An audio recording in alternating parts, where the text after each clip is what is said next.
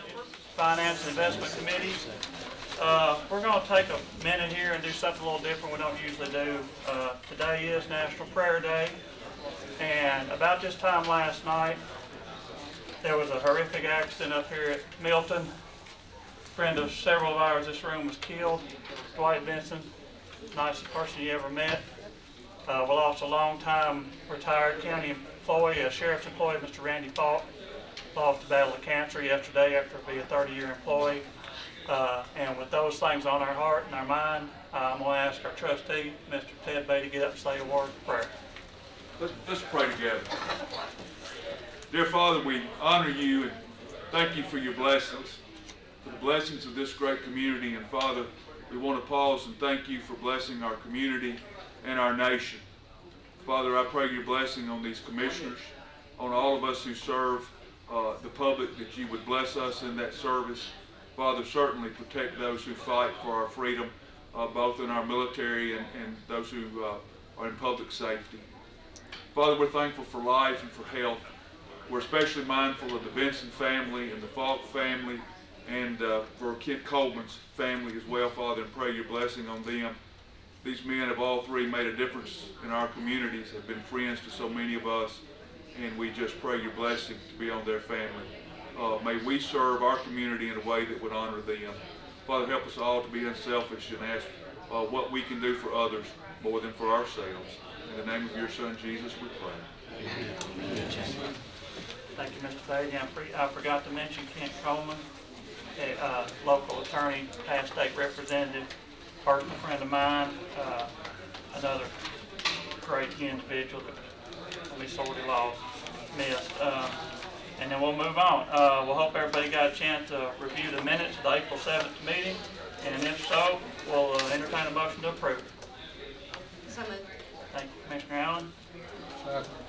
Commissioner Jernigan. All those in favor say aye. Aye. Motion approved.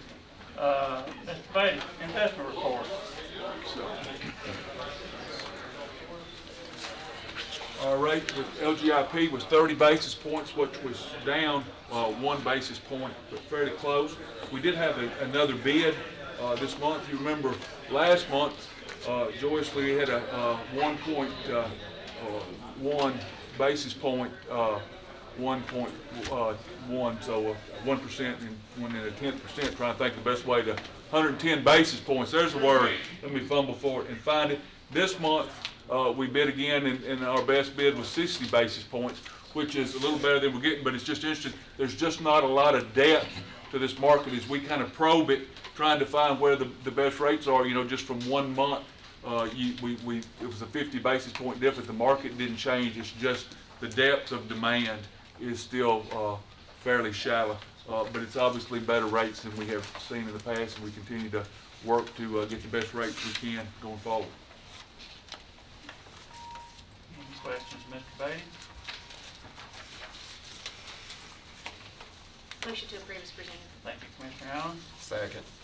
Mr. Schaefer. All those in favor say aye. Aye. Opposed? Motion passes. Thank you, Mr. Beatty. Thank you. I'm going to move the agenda, shuffle it up just a little bit right here. We've got item number 29 on the agenda tonight, information on the hotel motel tax. I know there's a crowd of people here that are very interested and passionate about this, and I just wanted to move that up and let everybody know this is not something we're going to vote on tonight. This is just for information only. The steering committee is going to be carrying that on to the full commission next Thursday night in the courtroom adjacent to this room. It'll be in front of all 21 commissioners at that point in time.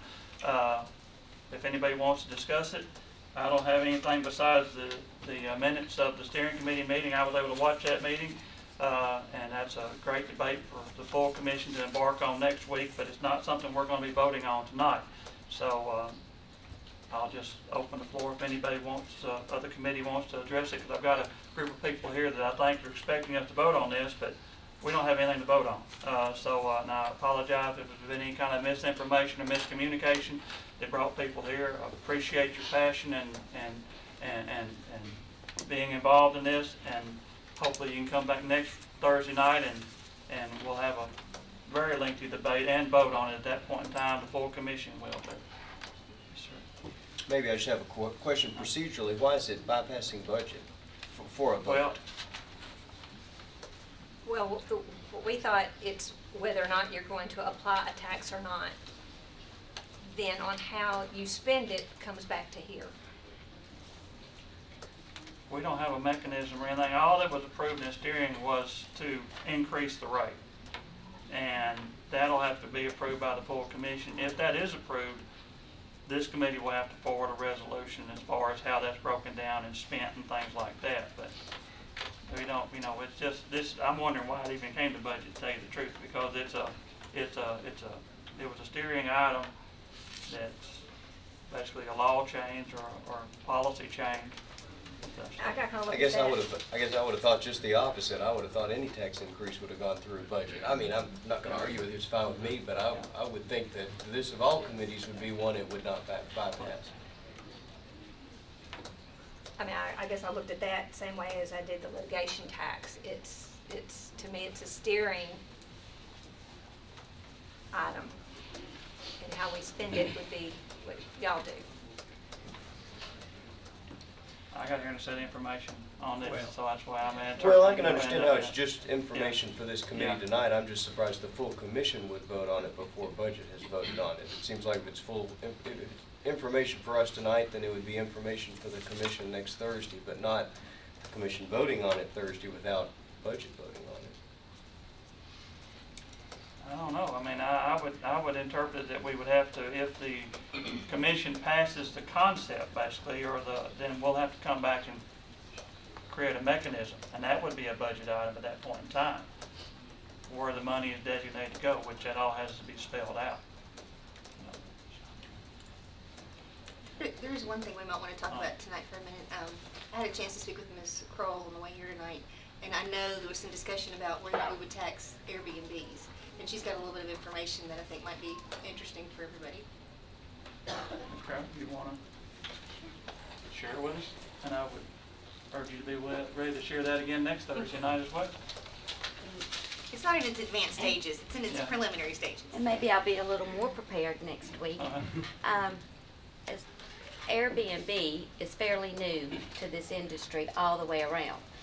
To be honest with you, I can remember a year ago, December is when I first heard of Airbnb. So I started looking into it, getting some guidance from our CTAS rep. I've been in discussion with him as far as how to move forward on this, how to tax it.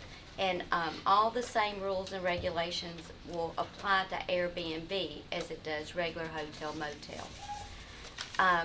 Although it's something different, it requires us going onto the internet, looking to see what's actually there, then finding out what is actually out there available to Airbnb. Anything on the internet or Google, it just never really goes away. So who's actively participating in Airbnb and who just thought it was a good idea and let me try this? It's a broad range of something that we've really got to look into. And we are looking into that. Once we determine how we can actively go after it, our CTAS rep is in preparation. He's helping us to start auditing those, as well as hotel motel. Prior to, we've always gone on a trust system, and it's something that we're going to have to do all the way across the board. Once we start with one, we'll be doing it across the board with all. So And you're hoping that that will increase compliance, knowing Yes. that they could potentially be audited. now, of course, we all like the honor system better, but at the same time, if you're going to start one, you're going to have to do it all the way across, and the time has come where we have to pursue that direction. So we are, and even prior to this, It was already in the works. yes. The other piece that she told me today that I thought was really worthwhile is that we have no idea what kind of volume that we're talking about, what kind of occupancy days. There's no way to put any sort of a number to what that could represent in terms of revenue. And anybody that puts a number out there is just speculating because we just simply don't know. So this is in its infancy, and there's a lot of work to be done, but you were already working Yes. on it before this ever came up, which I was pleased to find out. Well, thank you. We appreciate the information. You're welcome. Information's always a good thing to have. Okay. Commissioner Schaefer. The county's got a 2.5% motel hotel tax. The city of Murfreesboro, and I assume the other two cities, do 2.5%, Smyrna does 2.75. 2.75. Okay. So, okay, that means that basically for most of Rutherford County, it's 5%. Except what is the total hotel motel tax? I mean, does the state have money in, gets from it? They would get sales tax, Sales but tax. hotel Well- motel tax is a local tax. And it's only, so right now, it's 5%. If you're in the city of Murfreesboro, it's Right. 5%. City of Murfreesboro has 2.5, Rutherford County has 2.5. So that makes it 5%. Right. Nobody else has any of it. I got a letter. They're it is a local tax, and then it is remitted from the industry to county clerk's office. Okay. Thank you.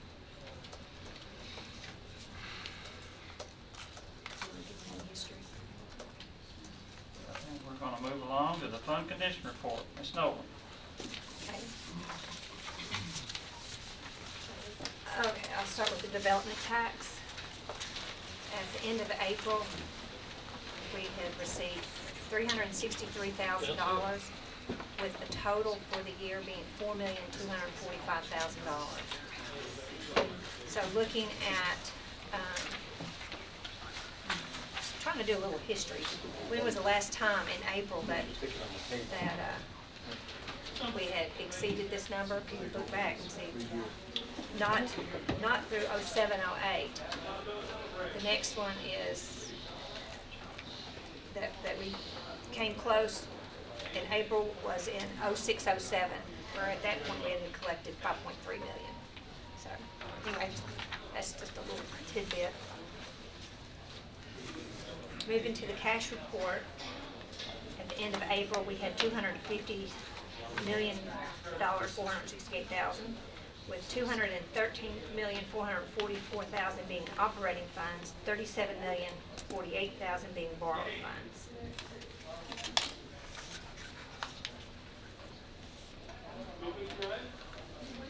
Let's see, energy efficiency, we're waiting on reimbursement from the state on that loan program.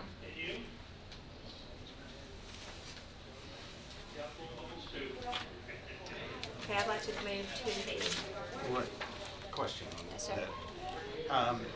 I'm looking to see, is there still anything outstanding on roads and any of the subdivisions that the developer is going bankrupt? Is that I think we closed all those. Those were the Rockville, Well, Meadow, Merwood. Muirwood is not finished. Oh, it's not? We've done the work on Muirwood.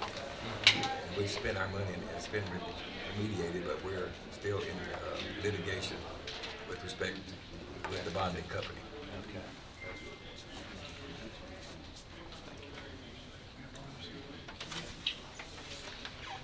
Okay, on the revenue. Does anybody else have any questions on the cash report?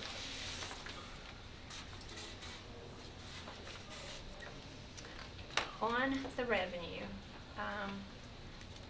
Mr. Brady didn't touch on it, but I will. As at the end of April, there's not a, it's April 30th, isn't it? It's not April 31st. You know, it's funny how you just look at this and then it just jumps out at you in the meeting. Okay, and April of 2016, this year they have collected 97.47% of the tax roll, where last year at the same point they collected 97%. So they're doing a great job on collecting. We have just talked to you about the development tax and our sales tax for the county side is at 24% higher than what we were last year. And countywide, that's all of us, we're at 9.2. Our rural area is up to 24%. So that affects a lot of those local revenues in each of these budgets.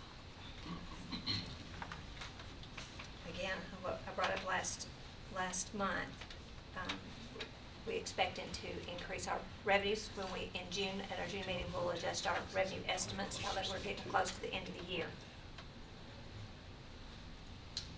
One of the things that I want to point out on the first page in the general fund is item number 4, where that is so much higher than the prior years, and that is the settlement that we got from the software across the street in Circuit. This will lead me to the next thing on the agenda. Next month, we'll be bringing our revenue adjustments to you, and we'll pull out the reserves, what revenues that need to be restricted. But there's this money that is coming is about $250,000, and what I was wanting to get from y'all was direction, and I'm recommending a commitment from the, that it's resolved, resolution that we commit those funds instead of letting it roll into an assigned fund balance, that we commit that for the purchase of software.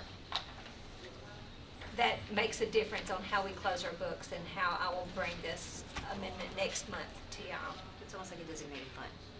So, well, it won't roll Right. into undesignated. It's still, at some point, if they, you know, it's not locked in stone, it just won't roll into it. We'll just set it aside, and it's committed funds with commitments. You can change your mind. You can change your mind next month. But I say that just so that when I present next month's revenue adjustments, I'll take that in consideration and not say it's going into fund balance and you think we're going to spend that. Now, that's just my recommendation. Y'all can decide something different. Since these are different agenda items, we need to finish up fund condition report, get a motion Well, on that, you and then can, do the you next. can, but I just, while we were here, that's why, Yeah, that's where I mean, my I just thoughts went. trying to I agree. Sorry. keep the agenda clean and, Motion to approve the fund condition report. okay. Thank you, Commissioner Pease. Second. Mr. Baum, all those in favor say aye. Opposed? I hope you were through. I was. Okay. And now we'll entertain a motion or discussion on the, commit the refunds for the software company. You heard the recommendation of the finance director. If it's not committed, it will just roll in fund balance, unassigned fund balance. I'll make a motion that we reserve those funds in the policy for the future software, for the clerk's office. Motion to preserve those funds for software, future software purchases. Could it be any software, or is this going to be specifically for the circuit court clerk's office from which this money has come? I was- Clerk's office. Yeah, clerk's office. Oh, that's Yes. part of that. Yes. Okay, excuse me. All right. It would be committed for judicial Judicial, okay, purposes. court findings and fees. Did we get a second? I'll second. Thank you, Mr. Schaefer. Any further discussion? Call the roll. Mr. Allen? Aye. Mr. Bond? Yes. Commissioner Jernigan? Yes. Commissioner Peete? Yes. Commissioner Schaefer? Yes. Commissioner Jordan? Yes. Just say it again, all this does is the counting process, and it doesn't roll into unassigned, but it's committed, and y'all can decide what you want to do with it. And it won't be spent till we do an amendment to bring it out. Risk management, financial report.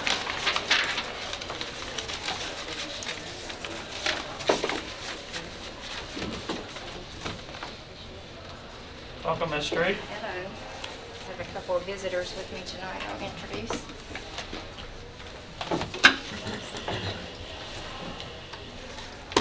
I have Miss Janet Bowman from CCMSI with me, who will be going over our property and casualty and review renewal, and I have Mr. Keith Holt with me from North Towers Watson, who will be going over our life, LTD, and STD bid results. Welcome to both of you. Thank you. All right, so we'll begin with Fund 264.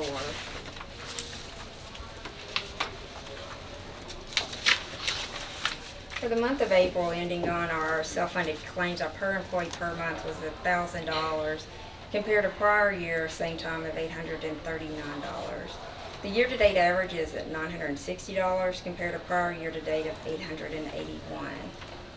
Combining the on-site medical clinics, we increase our per employee per month to $1,069 compared to prior year of $880 for a year-to-date average of $1,006 compared to prior year of $915. There should be an additional page for you as part of the 264 review. It's in here. It's in there. Okay. Ms. Nolan and I talked after the last budget meeting, and we talked about some of the conversation about rates and how do we calculate those and what period of time that we look at. And basically, this is a spreadsheet that gives you my world versus her world. And by that, I mean, if you look at those in blue, those are calendar year calculations. So we review for premium rate purposes, January through December. That's what the rates are set there on the calendar year. But if you look at the sections in green, those actually represent our fiscal years. So as we sit up here and we talk about, you know, how we're trending inside of our plan, there's a couple of things that need to be pointed out. One is it doesn't include our full costs that go into the insurance program. It's only our medical claims cost and on-site medical. There's operational expenses that are tied into premiums and rates that we set that provide for the services of the risk management department. And so those are additional costs that may be factored in. The other thing is when we look at these, you can see that where we may be trending well for the calendar year. Right now, as an example, we are actually trending out on a loss. So even though we're having a pretty flat year compared this year over next, right now we are running a loss from a fiscal year perspective. So what that means to you is kind of what you take away from it, but it was important to demonstrate so that you can understand the complexity of setting our premiums and how it looks from a financial perspective in terms of ensuring that whenever we are booking our results into our financials, that what you see here may not always represent the way it looks from a fiscal year perspective. So this is just for your information. If there's no questions, we can go to Fund 266. For the month of April ending, we are at $495,037 compared to prior year of $539,579. And I'm pleased to report that we have 10 worker comp claims currently open. So that's the lowest number in 6 years that I've been able to report to you all.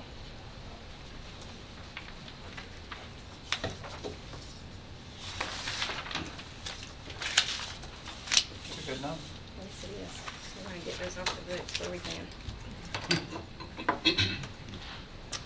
Any further questions of Ms. Street or a motion to approve the report? Motion to approve is presented. Thank you, Commissioner Allen. Second, Commissioner Jernigan. All those in favor say aye. Aye. Opposed? Motion passes. Insurance Committee recommendations. Ms. Bowman, if you'd like to begin. Okay, sure. The first page you should see goes over the exposures. This is for your property and casualty 2016 to 2017 renewal, which comes up July the 1st. If you recall, each year we kind of break down the rating bases that underwriters look at. So in the first section there, you'll see the property coverages. We break them down by the county building and contents and then the school building and contents. So you'll see the expiring in the second column. The expiring, these are total insured values that the county has, and the renewal, and then in the fourth column you'll see the difference between the two. So for instance, the county building values, you'll see an increase of 2.998239 on the buildings. On the contents, an increase of 50,000. On the school building values, you'll see a difference of 19,035,908, or 2%. As you go on down, you'll see the vehicle-specific amounts of insurance coverage. That's your physical damage coverage at the $3,239,397. Then we've got the contractor's equipment, emergency equipment, fire rescue, and ambulance at a $10 million limit. No change there. You've got your musical instruments, no change in that, and your miscellaneous equipment, no change. If you look in the bold there, you'll see the total insured values. At expiring was $1,145,241,241 140. The renewal is at $1,167,325,287. So a difference of the property values and contents and inland marine equipment of $22,084,147.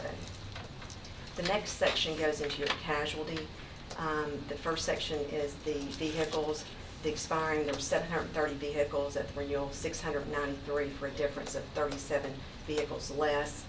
You'll see the total insured value for the auto physical damage, 26 million versus 25 million, or a decrease of 1.2 million. And then also the operating budget is how the casualty is rated to the general liability, and you'll see a difference there of roughly 26 million. If you go into the crime, public officials, and educators' legal liability, those are based off, one of the rating bases is number of employees and numbers of students. You'll see both of those at an increase, the number of employees at roughly a 12% increase, and then the number of students at a 6% increase. If you go to the second page, that's going to give you your property expiring and renewal quotes.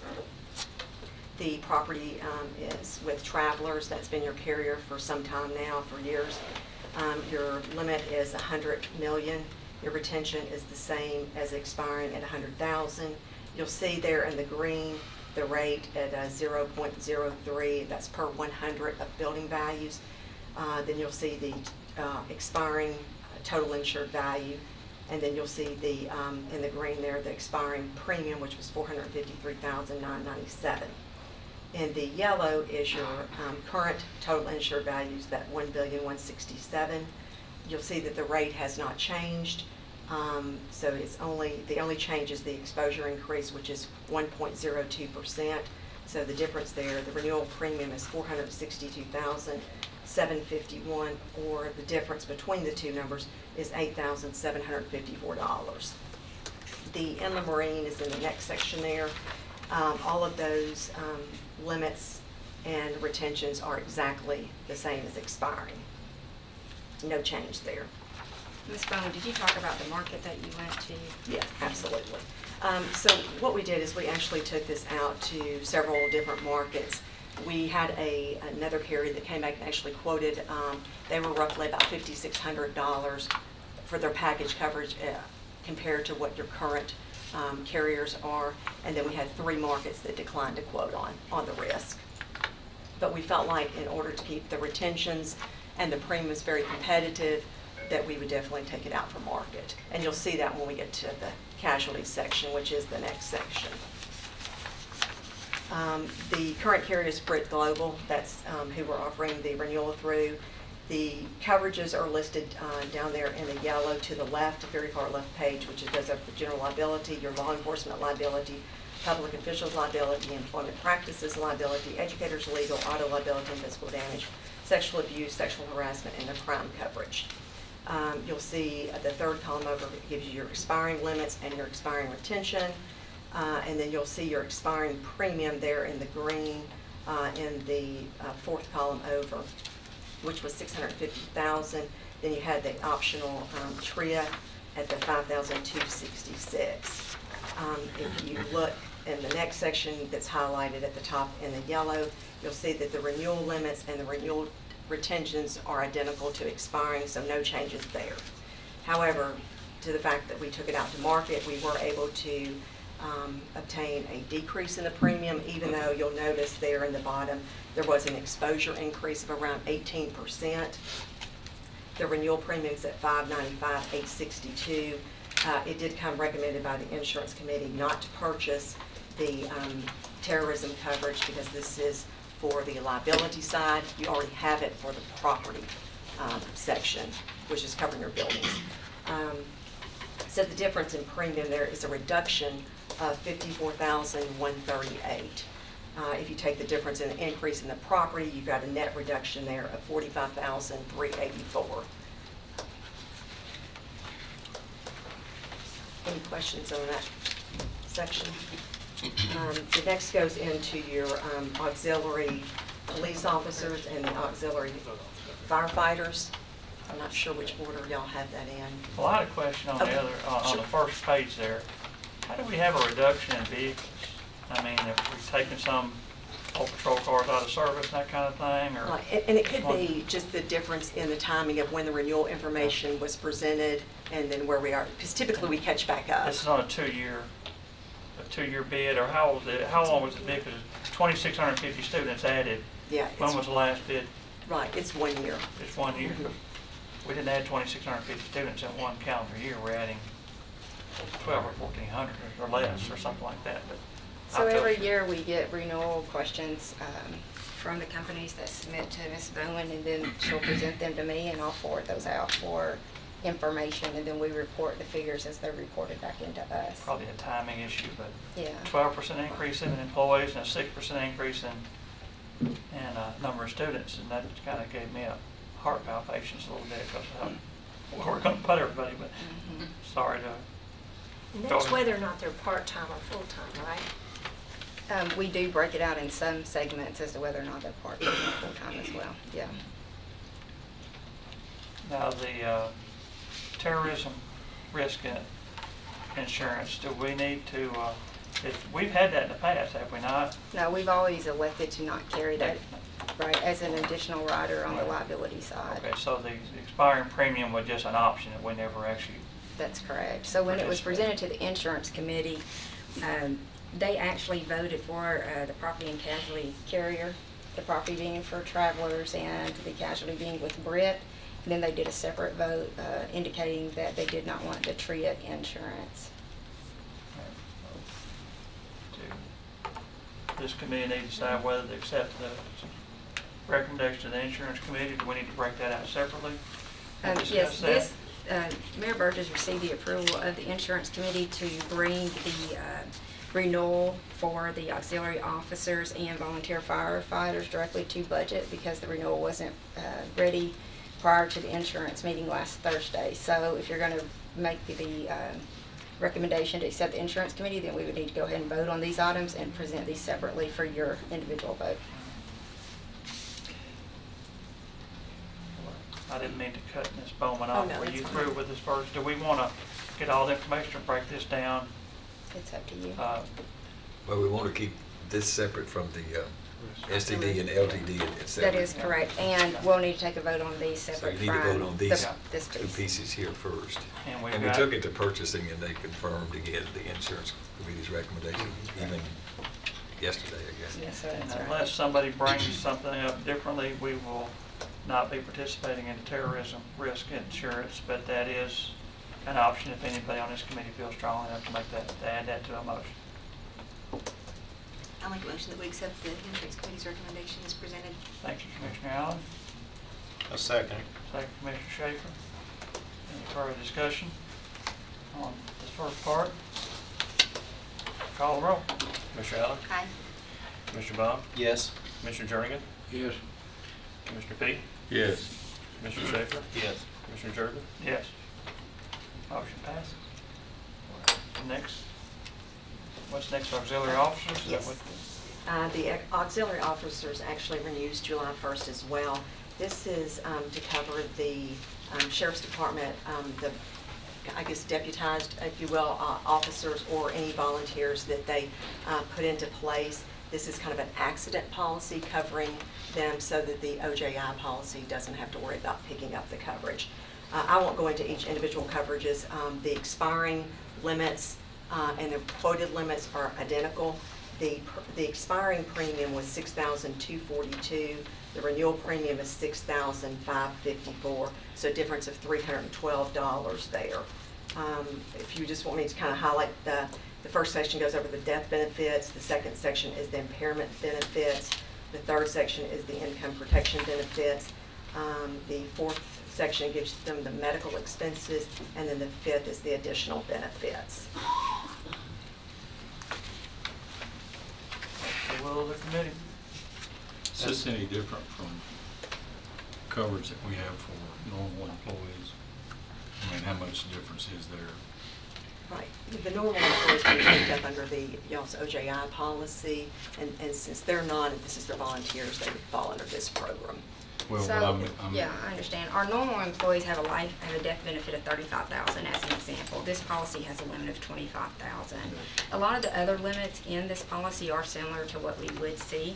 The reason that we put these in place a few years ago when we identified that there was a gap for these individuals who were volunteering their service, both as an auxiliary officer and a firefighter. Because we lacked this type of product being in place, what would happen if they were injured while providing service as a volunteer for Rutherford County is we didn't have a policy to cover that, so we would have to make a decision as to whether or not we would cover it under our OJI program, which the non-employees is not designed for, and their private insurance would have declined it because they were in the role of volunteer at the time of the injury.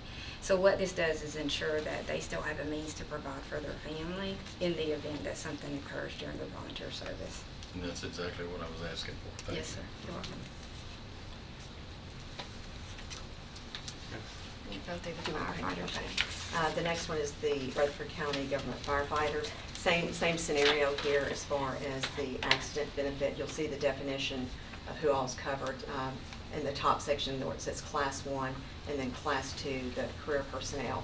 Again, it has the same type of benefits, the death benefits.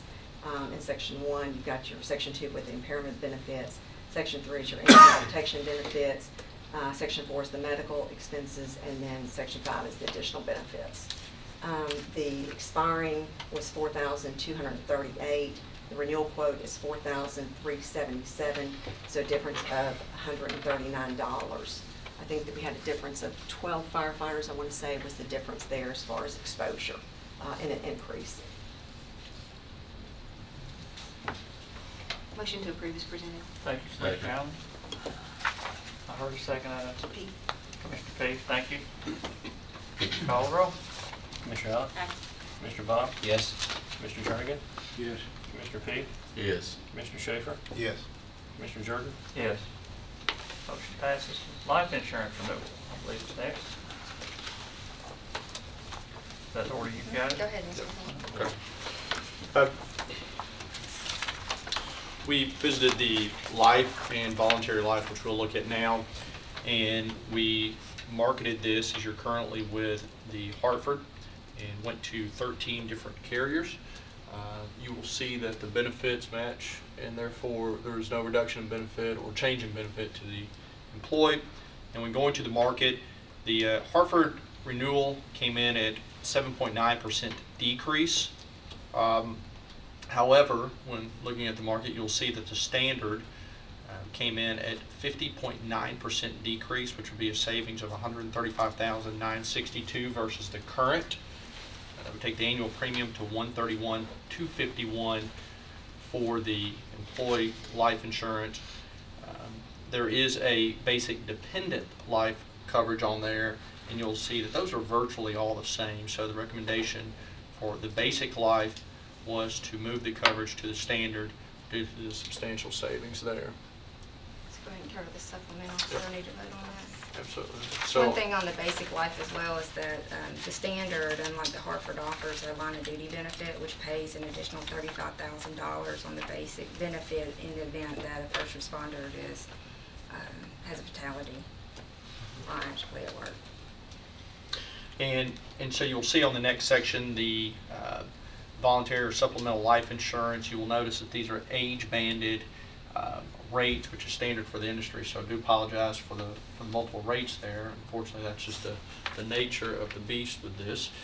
You will see here the multiple carriers that we did visit for this, and the way these are rated, you will find that the standard once again was extremely competitive, in line, and in many of the cases less expensive than the current, the Hartford. We do feel it's important to keep these two together. That'd be the basic life and the supplemental life. It makes sense to do that. And so the savings were great enough that we'd recommend packaging the supplemental life and the basic life with a standard for this case. And we did have the standard as the life insurance carrier prior to the Hartford. We had good service with them. Hartford came in during the last bid and competitively bid, won the business, and now Standard wants it back, which is why we're seeing the rates that we are. So the recommendation to the insurance committee was to accept the standard for both basic and supplemental life, and it was unanimously voted in favor. make the motion that we approve standard for the basic and alternate voluntary life. Thank you, Commissioner Schaefer. Commissioner Jernigan? There's no discussion, call the roll. Commissioner Allen? Aye. Commissioner Baum? Yes. Commissioner Jernigan? Yes. Commissioner Peak? Yes. Commissioner Schaefer? Yes. Commissioner Jordan? Yes. Motion passes. Moving on to short-term disability renewal. Correct. In similar fashion on the short-term disability, and you'll find on the long-term disability, we went to the same assortment of carriers, pretty extensive list here. You're currently with Cigna, and on the Cigna you had a rate pass and the rates would remain flat. Annual total on that is $508,442. You will see as you look across the board that a couple of carriers did show a decrease. And when we looked at this, we like to look at this in conjunction with the long-term disability.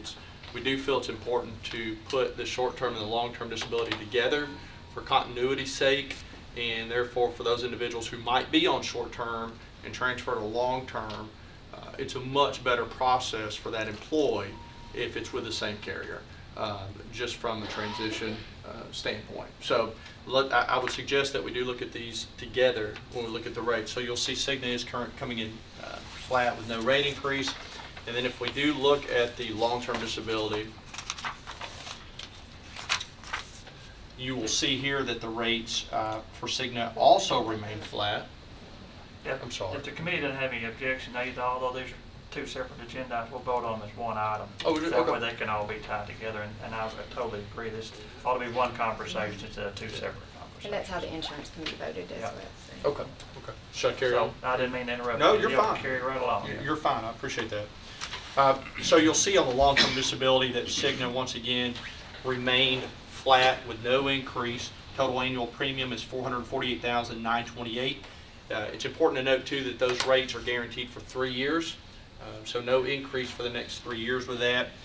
What you will find though is that some of the carriers that may have been more aggressive on the short term have an increase on the long-term disability. In addition, Cigna has agreed to provide a $50,000 what they call implementation credit to be used at the county's discretion should you go in that direction. So the recommendation is to remain with Cigna, take no rate increase, and in addition receive the $50,000 implementation credit.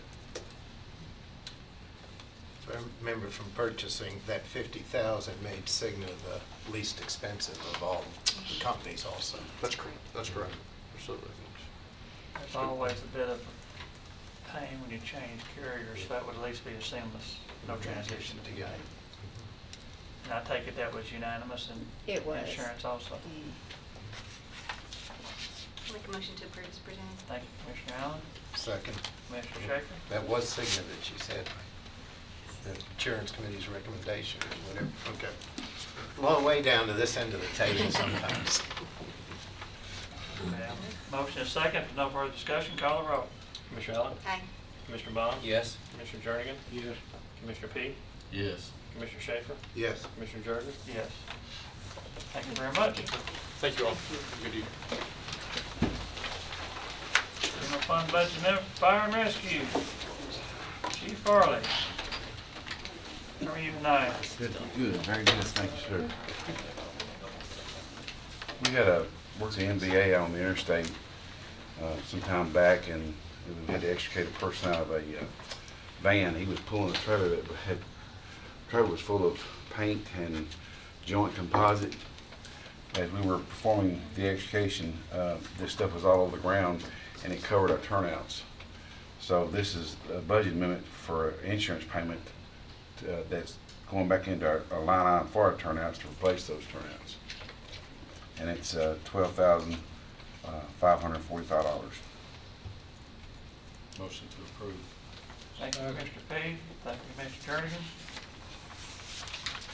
Call the roll. Commissioner Allen? Aye. Commissioner Baum? Yes. Commissioner Jernigan? Yes. Commissioner Peak? Yes. Commissioner Schaefer? Yes. Commissioner Jordan? Yes. Thank you. Thanks, Chief. General Fund Budget Amendment for the County Clerk. Ms. Kroll, welcome back. Thank you.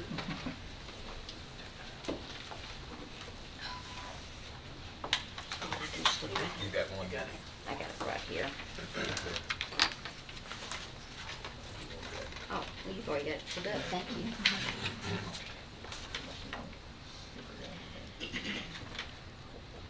What I'd like to do is I would like to take $8,000 from my communications line item and put it in my postage charges. We're gonna need that. And normally about this time every year, I'm here doing the same thing for my postage. It just keeps continuing to grow as the county grows, and that's what I'd like. I need it. Motion to approve that transfer. Thank you, Commissioner Page. Thank you, Commissioner Jernigan. Call the roll. Commissioner Allen? Aye. Commissioner Baum? Yes. Commissioner Jernigan? Yes. Commissioner P? Yes. Commissioner Schaefer? Yes. Commissioner Jordan? Yes. Thank you. Thank you. General fund budget amendment transfer for pause. Okay. You taking Mr. Gregory's spot tonight? Yes. Child number 2 is Yes. on its way. Oh, exciting. Oh, congratulations. Okay, so we have 4 amendments for Mr. Gregory, and the first one is requesting to move $5,000 from his attendance to his overtime to be able to pay that out for the rest of the year. The second one is $1,300 moving from maintenance agreements into other equipment. That's to buy his bulletproof vest. The third one is to replace a copier. Money's coming from drugs and medical supplies to data processing equipment. The fourth one is $1,000 from his gasoline to office supplies to be able to pay expenses for the rest of the fiscal year. You say bulletproof vest? Pitbull bulletproof vest. Isn't that right? Yeah. Didn't you say These, pitbull? the officers have been concerned, have been confronted with some weapons on a few occasions, and that's what they have requested. And we budgeted that for this year. I support that, but it's just a shame. It is. An animal control officer has to wear a bulletproof vest to do their job. Where we live in here. Sorry to get off the base a little bit. Entertain a motion. Well, we always knew people didn't like dog catchers, right? Motion approved. A lot of people I don't like, I don't shoot at them. Me too. Second his motion. Second. Thank you, Commissioner Jernigan, Commissioner Peete. Call the roll. Commissioner Allen? Aye. Commissioner Baum? Yes. Commissioner Jernigan? Yes. Commissioner P? Yes. Commissioner Schaefer? Yes. Commissioner Jordan? Yes. Authorization to apply for animal-friendly grant for Paul. Just stated, and that's what the request is to be able to apply for a grant, an animal-friendly grant. That will be applicable for next year, 16-17. So this is requesting approval to apply and then if awarded. Yes, is that in here? Yes. Anybody has to apply. And that the county mayor appropriate. Yes. Authorized Matching to. funds. This is just, Second last is no mention. no matching. This is just for application, so we'll have another resolution later. It's for low-income spay and neuter program. We've had this in the past. Yes. We may even have it right now. Motion approved. Thank you, Second. Commissioner Jernigan, second Commissioner Schaefer. Call the roll. Commissioner Allen? Aye. Commissioner Baum? Yes. Commissioner Jernigan? Yes. Commissioner P? Yes. Commissioner Schaefer? Yes. Commissioner Jordan? Yes. General fund budget transfer for emergency management.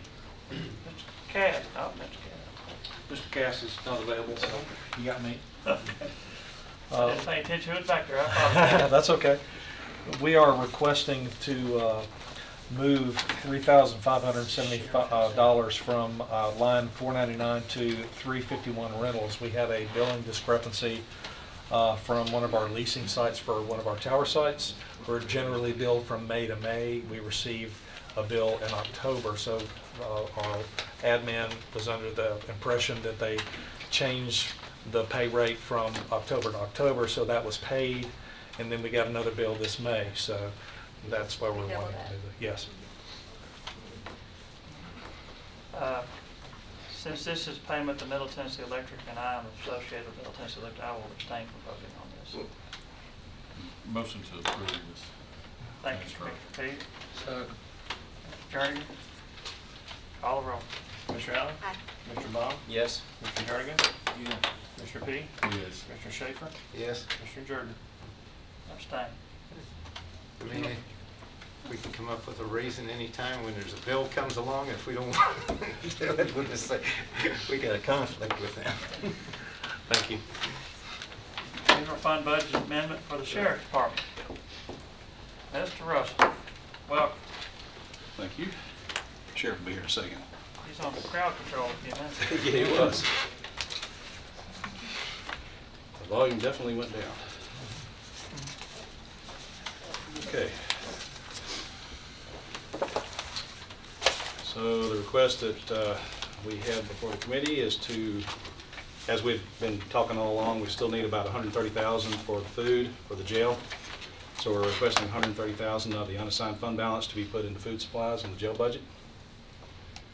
We also have funds coming back from the Board of Education to cover events that the SROs and well, off-duty officers work over at all the events for the school system. And so $11,965 is coming back from the Board of Education, and $10,000 is going to be put into overtime pay and related benefits. And that's the two amendments we have for general fund. Motion approved. Thank you, Commissioner Jernigan. I'll second it. Commissioner Schaefer. Is the 130 going to get us through the fiscal year? Yes.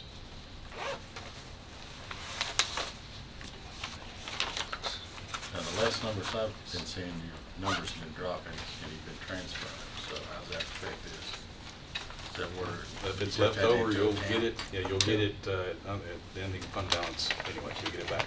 So. State's taking out 159, but we still got to feed the ones we've got. So we think this will get us through the budget year, and whatever we don't spend will come back and none of that's at the end of the year.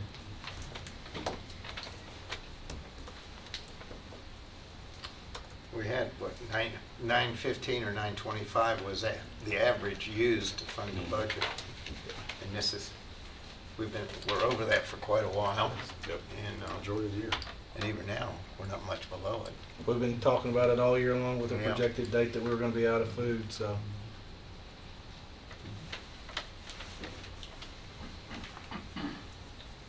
No more discussion. Call the roll. Commissioner Allen? Aye. Commissioner Baum? Yes. Commissioner Jernigan? Yes. Commissioner Peak? Yes. Commissioner Schaefer? Yes. Commissioner Jordan? Yes. We got, we got the DEA. DEA Special Purpose DEA Fund. Special Purpose Fund. So we had asset forfeiture of $63,043.08. And the request has come through to put that in the confidential line. They got some equipment they're looking to buy.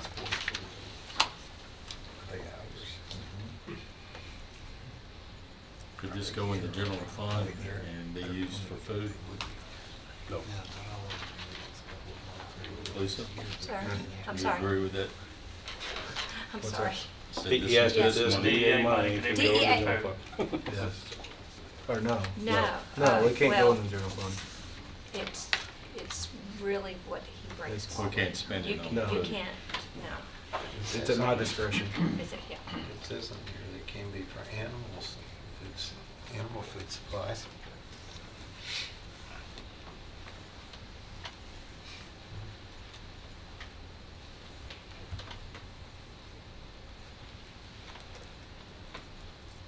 What's the will of the committee? Want a motion? I'm open. I'll make a motion to approve the request. Second. Mr. Schaefer, Commissioner Baum, thank you. Without further discussion, call the roll. Commissioner Allen? Aye. Commissioner Baum? Yes. Commissioner Jernigan? Yes. Commissioner Peak? Yes. Commissioner Schaefer? Yes. Commissioner Jordan? Yes. Thank you, gentlemen. Thank you. I've got two other quick things I just want to just pass, just let y'all look at. Please don't talk about the names, but just each go this way. Those are the extraditions. There's approximately 43 over the next year, year and a half. Right now we have pending on the board. As you can see, they're all over the country. We have to go get them at different times whenever either their sentences are up at other places or as soon as we can. So I just wanted y'all to see that and see where they are all at. As you can see, there's just about everywhere you can think of. Also, Mr. Kaplan's not here, but Mr. Vaughn.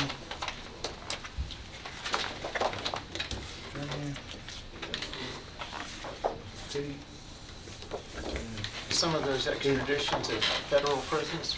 No, I don't know exactly where they are, what prison they are. I just had them, they give me a list and keep updated in my office, and I just saw that and grabbed it and made a copy, just to show y'all. Kind of, whenever you hear about our extraditions and where we're all going, you know, we've got deputies daily, or at least weekly, going somewhere in the country to pick up people.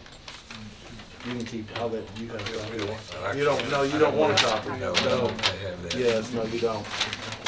I can keep it, you can't. So, I just wanted y'all to see that. Other thing is, Mr. Kaplan's not here, but, you know, we've got our budget coming up. We did this map. I want y'all to think about the crime in your district.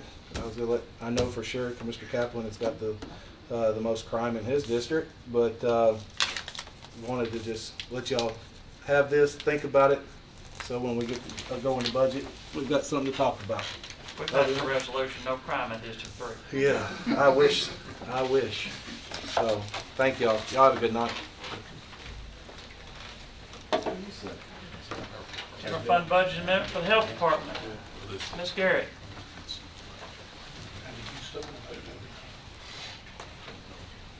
Well, Good evening.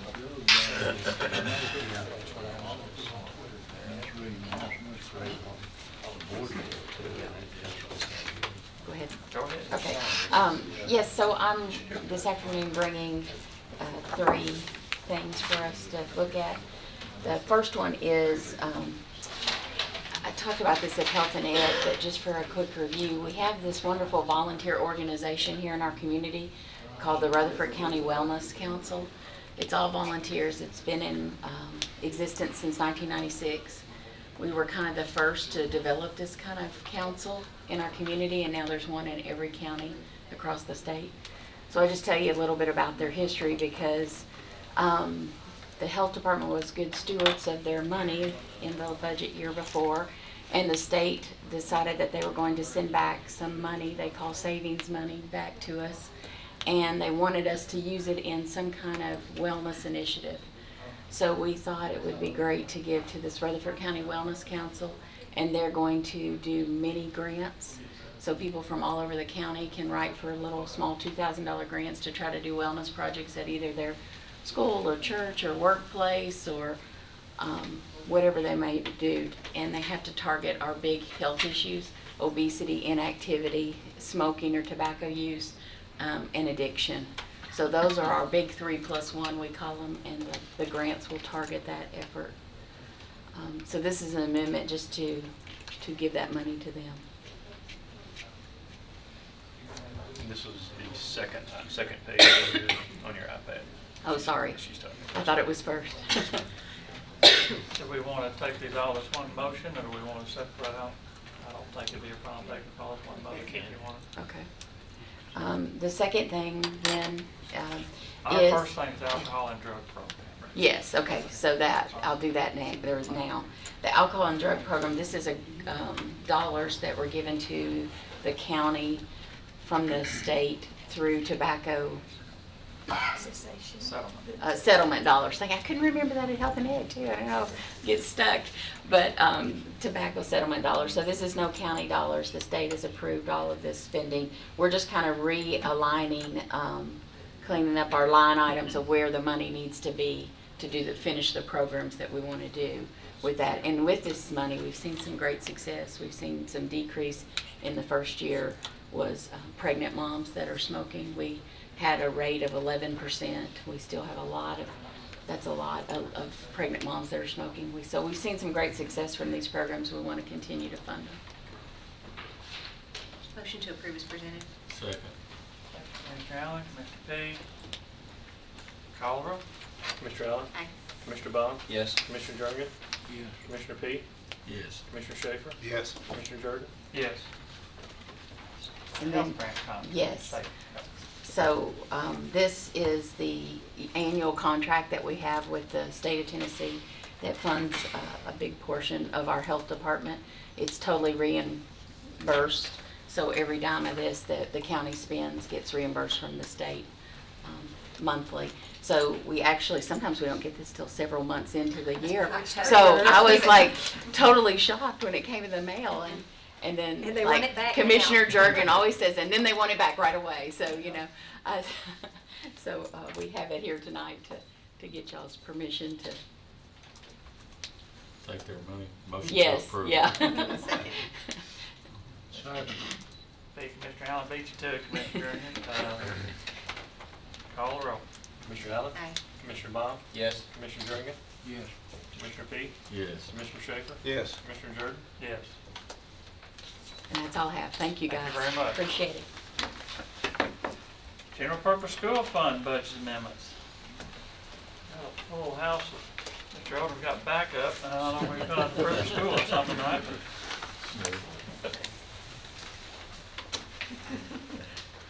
Really? I don't know. I just got nervous when you all showed up. Okay. Time of the year when we do our budget amendments, of course, to try to match expenditures and revenues up with the changes. So the first one would be certified salaries and extended contract amendment. This amendment reallocates $244,510 in already budgeted certified pay and $39,027 for the related benefits for a total of $283,537. This amendment adjusts the budget to reflect the certified staff we have in place in spring of 2016. The change in the assistant principal line, 72410-139, is due to the change made at Smyrna Middle when another principal was named and covering for the illness of another school. Staffing changes at the alternative school also caused the change in line item 71-150-116.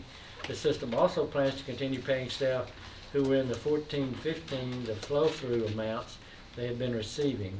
As these staff members retire, these payments will end. The amendment represents 0.15% of the total certified budget of $159,960,354. And the motion that the board passed was to amend the 2015-16 general purpose school budget by $244,510 in already budgeted certified pay and $39,027 for the related benefits for a total of $283,537 as presented. Motion to approve is presented. We need to break these up. GPS, really. You can take them all? Okay. It's all the GPS funds. Just keep on going until somebody says stop. Okay. The second one is insurance, and this amendment reallocates $115,600 in already budgeted employee medical insurance. The amended amounts reflect the actual insurance elections of staff made for the 2016 medical insurance enrollment. And the motion there is to amend the 15-16 GPS budget by medical insurance premium as presented. Number 2 is, you want to separate that one out or just go on with it? That's cafeteria. Okay. Motion to Still approve. good? Yes. Second. Second, Commissioner Schaefer. Call the roll. Commissioner Allen? Aye. Commissioner Bob? Yes. Commissioner Jernigan? Yes. Commissioner Peak? Abstain. Commissioner Schaefer? Yes. Commissioner Jordan? Yes. Central Cafeteria Amendment. Okay, that's Fund 143. This amendment increases the net cafeteria fund revenue by $267,482 and has a net adjustment in expenditures of $267,482. The net change to fund's balance is zero. We have seen an increase in food costs this year. The motion was to amend the 2015-16 cafeteria fund budget revenue by $267,482 and to increase the net expenditure by a corresponding $276,482 as presented. Motion to approve. Thank you, Commissioner Allen. Second. I don't know who wants Mr. Jernigan. I'll give it to Mr. Jernigan. Real quick. Call the roll. Commissioner Allen? Aye. Commissioner Bob? Yes. Commissioner Jernigan? Yes. Commissioner Peak? Yes. Commissioner Schaefer? Yes. Commissioner Jordan? Yes. School Building Program Amendment. Okay, this is Fund 189. This building program amendment closes out most of the Eagleville Phase 1 budget, $664,427, and the odd remaining monies in the Blackman Middle and Smyrna Primary projects of $413. The funds are being moved to 3 projects.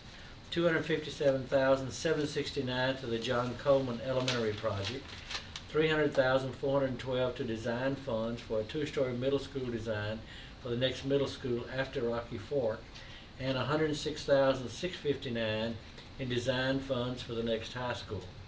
7/13 of Eagles building funds have been shared with the Musselburgh City School. This amendment maintains the proper shared balance. This cleanup amendment for each project reallocates already budgeted funds for these projects to the appropriate budget line items. No new funds are involved. For the Roy Walden edition, $608,026. For the John Coleman edition, $4,105,336. Oakland Middle Annex, $2,800. Rocky Fork Elementary School, $48,800. The recommended motion is to amend $664,427 remaining in the Eagleville Phase 1 budget, and the remaining $413 in Blackman Middle and Smyrna Primary projects to the 3 projects, $257,769 to the John Coleman Elementary project, $300,412 for design funds for a 2-story middle school design for the next middle school and Rocky Fork School, and $106,659 in design funds for the next high school, and to amend a total of $4,764,962 in already budgeted funds to the individual line items as presented for the Roy Walden edition, John Coleman edition, Oakland Middle Annex, and Rocky Fork Elementary School. Motion to approve is presented. Thank you, Commissioner Allen. Thank you, Commissioner Jernigan. If anybody needs any clarification on the 7/13, just ask Commissioner Pettis Reed. He knows all about it. Call the roll. Commissioner Allen? Aye. Commissioner Baum? Yes. Commissioner Jernigan? Yes. Commissioner Peay? Yes. Commissioner Schaefer? Yes. Commissioner Jordan? Yes. Thank you very much. Is that it? One thing, the board voted tonight, we got a deductive change order for the Blackman Middle School Annex, saving us $15,000. So we will be bringing to Health and Ed at our May 24th meeting an amendment to probably stick that in site development for the Oakland Middle Annex, just as a parking place, but keeping the mix right up the money and all that. Every little bit counts. So we're not shutting it down quite yet, since because of that. That's it. Thank you very much. Thank you. Authorization to apply for Bureau of Justice Assistant Grant for Probation Services. Mr. King, welcome.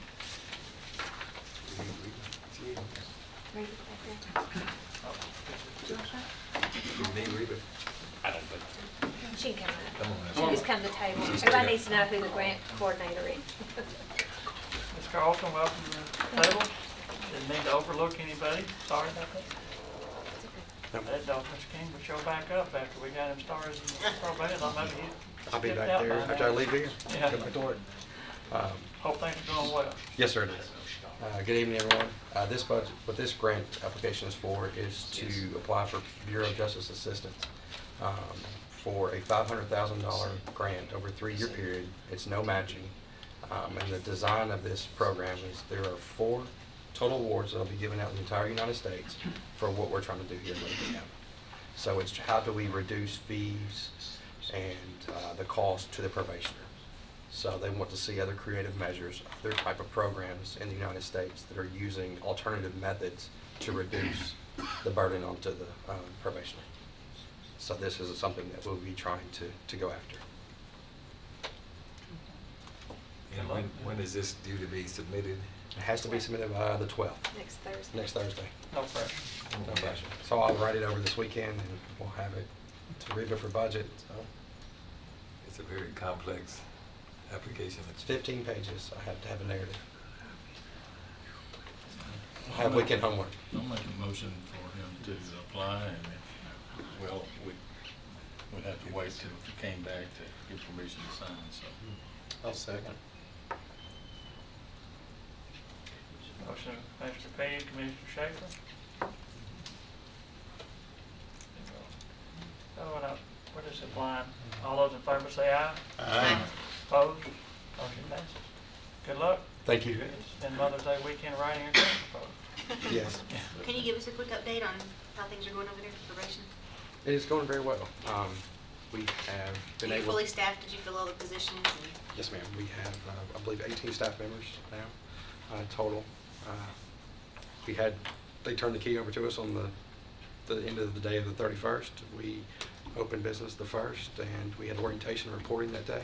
So it's been a smooth, seamless transition so far. We've had a few little minor hiccups, but we've tried to work through that without any sort of problems.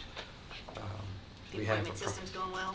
Yes, ma'am. Because I'm not seeing any crowds in front of the building anymore. which No, is there's nice. no crowds. We do not lock the doors. Everyone is coming in. Everyone actually appreciates having an appointment system. We have tried to be flexible and courteous of their times and their jobs to make it more convenient for them. They seem to enjoy that a lot more. Our hours are longer than what they were there. How does your staff compare to the previous staff that was doing these same people? Number of. Yeah. Number of. About the same. I think they had maybe 19 staff members, 18 full-time, including myself, split between. So they had a lot more probation officers, but we've kind of tried to segregate that and streamline it and make it more efficient. It's just a different, it's almost kind of comparing apples to oranges and how that was set up. But head to head is basically one or two difference. That's it. Yes, sir. And he's able to keep the thing open substantially more hours. From 7 a.m. to 7:30 p.m. Unlike them, I haven't seen lines out there. None. That's good. And we actually have an increase from what they were having. We are actually, I think, up to close to 3,300, 3,400 probationers active. The surprising number is we've actually had an influx of those that have had outstanding warrants and that have failed to report for many, many months prior to this, that are now calling back in and showing up, wanting to get back into reporting and wanting to come back on to probation. So, I mean, that's a positive. Good. Don't let Mr. King kid you, though. He's put in some long hours down there, and I imagine there's some others that have too. Yes, there. It's a team effort. Everyone has really taken this head on, and everyone's very positive. We have a good group. I can't say enough about them. They're an amazing team. I know you had a lot of big plans on how you were going to make overall changes and adopt some of the principles from the recovery court. And Yes, ma'am. do you have a lot of those big pieces that are still yet to be implemented, or? Most of them are in the process of being implemented. We have set out a schedule of all the different programs and the classes that we're offering that has gone out to the probationers and to the case managers to start signing them up. Clients are now coming into those. The word has been spread now to the defense attorneys, letting them know that these programs exist. Same to the judges. The judges have indicated that they would like for us to make these classes and these recommendations to the probationers as a condition of probation, not an order from the court. What we're trying to do is we've created a risk and needs assessment for everyone that comes into the probation. They will go through this series of questions, and based on that question, we'll determine how frequently they will report, whether it's once a week, twice a week, or once a month. And it's all kind of generalized based on their criminal history and some other social factors. And then from there, if they rate high in any area, then they will go to a full assessment. And that assessment will show whether or not they have mental health needs. Do they have job readiness needs? Do they have substance abuse needs? And then from there, we will put them in the appropriate level of classes and the level of care. And that's kind of how we want to streamline it. So instead of just looking at a piece of paper saying, well, you have a marijuana charge or driving on revoked or whatever else, I think you need to do X, Y, and Z, we're actually going to take the time to figure out why you have this, put you in the appropriate class, and then so you don't recidivate. That's the goal. So we are beginning that process, and this grant will be written to help offset those costs. So, and the only charge, and I haven't discussed all this with the mayor, but the only thing that we're really charging for these type of classes, for the majority of them, is just the cost of the materials. So it may be $10 for the buck. How's it working having somebody from the clerk's office there to collect court costs? Is that working out all right? We've had some issues, but we're working through it. I mean, it's been great. It's very beneficial for the probationer. In the past, unless you were willing to pay the day of your court date, all of your court costs and fines up front in one lump sum, you could never make a payment until your probation term had expired. Now they're able to come in any day of the week, Monday through Friday that we're open, and make a payment. So they, whether it's $5, $10, $100, they're able to make that payment.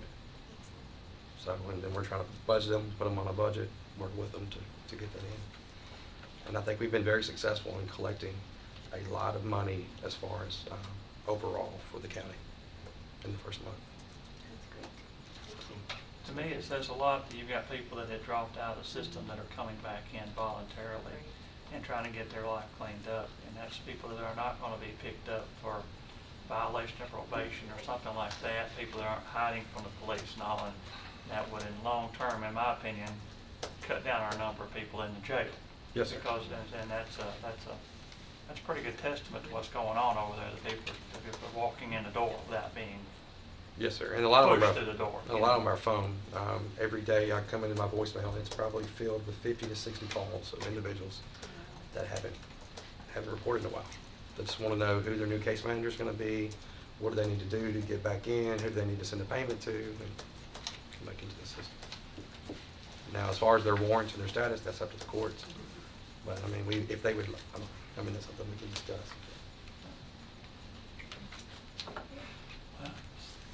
We voted on that, didn't we? Yes. All right, well, thank you very much. Good luck. Thank y'all. Appreciate it. Authorization to apply for Bureau of Justice Assistant Grant for Correctional Work Center. Mr. Slandy. How you doing? You had a entertaining evening sitting there watching our meeting thus far. Yeah.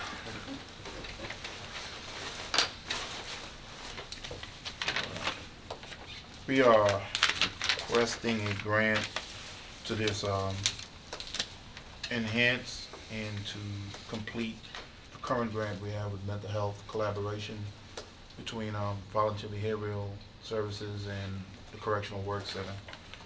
There's still some goals to meet that the two volunteers, the two employees under the Guidance Center want to seek to complete with the inmate population there, and also to enhance the program.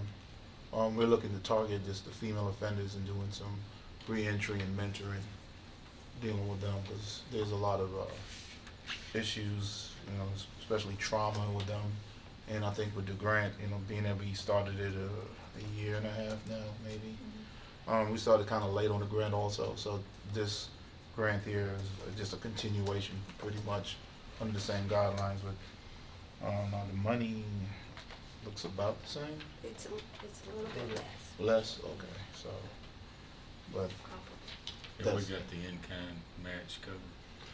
yeah, it's all office space, allowing them to use the There's no facility. cash outlay on that. No, sorry. If we don't get this grant, I think the current grant runs out, what is it?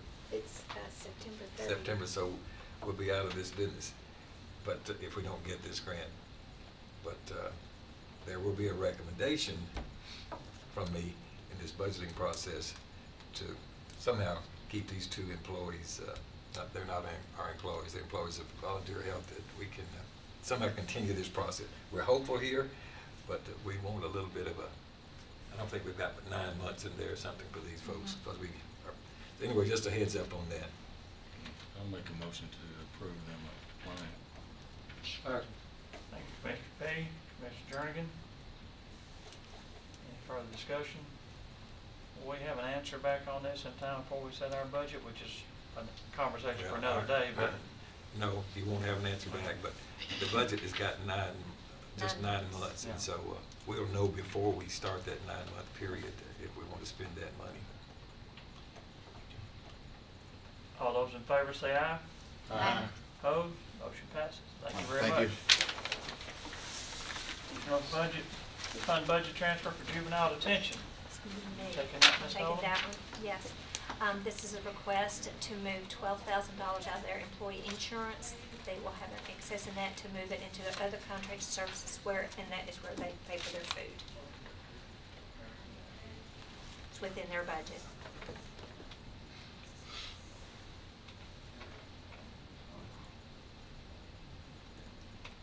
So moved. Thank you, Commissioner Schaefer. Commissioner Jernigan? Why are they having excess money in employee insurance? We're always hurting there. Well, actually, if you remember last month, last month or month before that, we did the amendment for trying to true up all the insurance, and we didn't have much this year, and primarily, this is why. In 2016 is the one where the spouses went off, and during the budget process, there's no way for me to know which ones would leave. And so we budgeted everybody where they were and that they would stay. That's their money. So that's why a lot of them had too much insurance. Because they either left or, the spouse either left, or in some instances, our employee went to the spouse's insurance to not have to deal with two. So that's why there is excess. And as I said, it's excess in a lot of different budgets. Any further discussion? Call the roll. Commissioner Allen? Aye. Commissioner Bond? Yes. Commissioner Jernigan? Yes. Commissioner Fee? Yes. Commissioner Schaefer? Yes. Commissioner Jordan? Yes. Solid Waste Fund budget transfer. Mr. Nolan, welcome. Good evening, how are y'all? Tonight we're asking to move some money from one line item to two other line items within existing budget there at the landfill. We've got the engineering services working on a plan to work on our leachate collection system. So that plan is going to cost some money. We're not sure how much. So we're wanting to move $25,000 into that line item to pay for that plan drawing. Once it gets completed, we're hoping it will be completed by the end of this month. The maintenance and repair line item needs some money. That's working on the old scales. The platform part of the scale itself is still fine, but the mechanics underneath it and the electronics underneath it is very old. And we've been patching it together for a while, and we're about patched as long as we can, so we've got another patch to do. And we're looking at pulling the money from the disposal fee line item, which is where we pay to recycle tires. You can see there that it looks like we've spent $152,000. That's not all been spent. That some of that is accrued POs, but we believe that's enough to finish us for the year.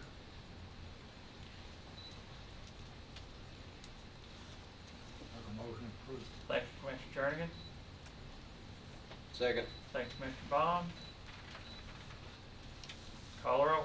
Commissioner Allen? Aye. Commissioner Bond? Yes. Commissioner Jernigan? Yes. Commissioner Fee? Yes. Commissioner Schaefer? Yes. Commissioner Jordan? Yes. Thank you very much. Authorization to apply for congestion mitigation and air quality improvement grant for planning and engineering. Don't hear that one every day. Is Mr. Hughes in here? Yes, you're Okay, I've got this. There's some CMAQ money available to, basically reduce emissions. And both of these authorization requests here are from that same pool of money that's out there. He's proposing to make a request to acquire 2 vehicles through this CMAQ money that's available for planning and engineer to use in their normal day-to-day work and justify them. Now, if he gets these 2 vehicles, we have to find 2 of our older vehicles and basically destroy the engine. These vehicles won't be usable. That's the trade-off. That'll be our cost of doing this. These like hybrids or electric or some sort of low emission vehicles or something? I don't know, actually, okay, so I'm sorry, I don't know the I was details. gonna say the sheriff can take care of those busted engines, I'm sure, these guys. But anyway, So is that the 20% local match is the vehicles we're giving up? hold on a minute. I think that's it's still a cost. 20% match, but a part of it, you do have to take those out of service. Yeah, I think she's right. Just planning and engineering have old vehicles? Yes, every department's got old vehicles. You'll see a little bit of that as we go through these other budget reviews, okay? But we're limiting new vehicles, but there's gonna have to be a few. They've got some vehicles that came from state surplus years ago. They were surplus from the state, and I think they're still using over there. So they've been getting the hand-me-downs from everybody else. Motion to approve. Thank you, Commissioner Allen. Thank you, Commissioner Jernigan. All those in favor say aye. Aye. Opposed? Motion passes. Resolution authorizing the issuance of general obligation school bonds. Wait a minute. Oh, excuse me, Wait a minute. skip We over go the back. Highway Department. Highway. Department. Same grant for the Highway Oh, Department. okay. Same thing. Same grant for the highway department, but I don't know if Mr. Jernigan will remember, but he's wanting to replace, I believe, 7 of his dump trucks. Now, has in his budget, I think even this year, the money to buy 2 new dump trucks. But if he can get this grant, he can get, with that same money that he's going to buy 2 himself, he can get 7, I think, with this 20% match. So it would speed up his replacement timetable substantially if this works. Do they have to destroy the old dump trucks? Yes, sir, or the whatever? same thing is in play. You have to get rid of those. Not the frame and body, but that engine has to be disabled to be unworkable. There's a bunch of them will come out till this Yeah. one, Yeah, there's a lot of them out there been here a long time. Motion to approve and then apply for this grant. Thank you, Commissioner Fee. Second. Thank you, Mr. Jernigan. All those in favor say aye. Aye. Opposed? Motion passes. Sorry, I missed that one.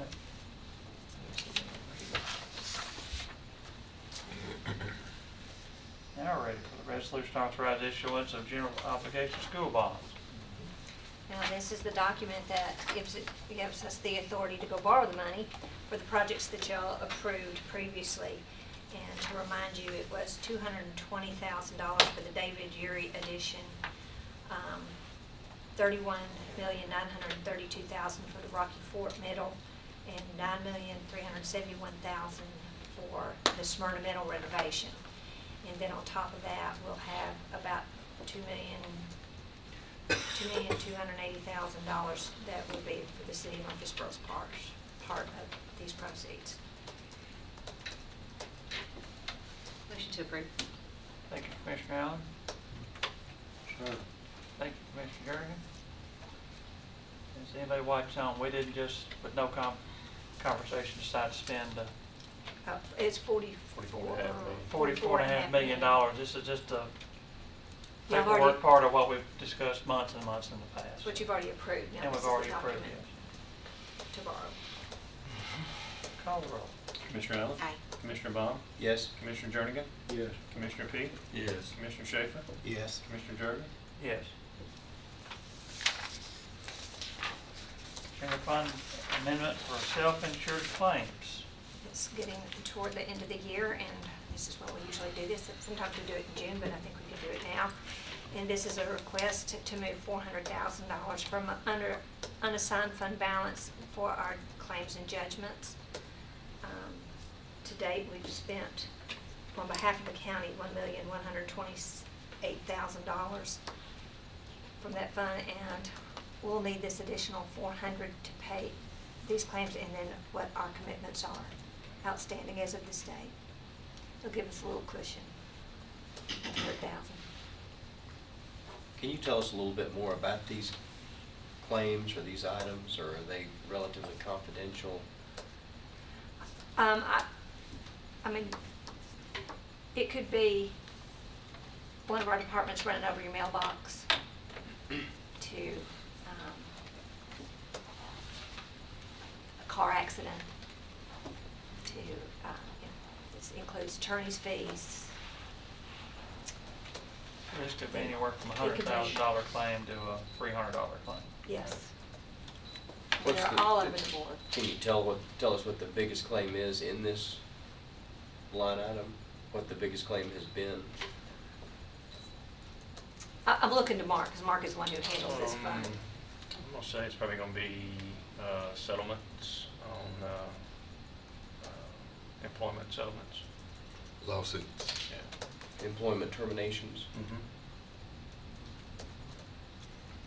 And you said, what did you say, 1,128,000 we spent so far? So far, this fiscal year. And so we're only gonna need 72,000 in the rest of the year?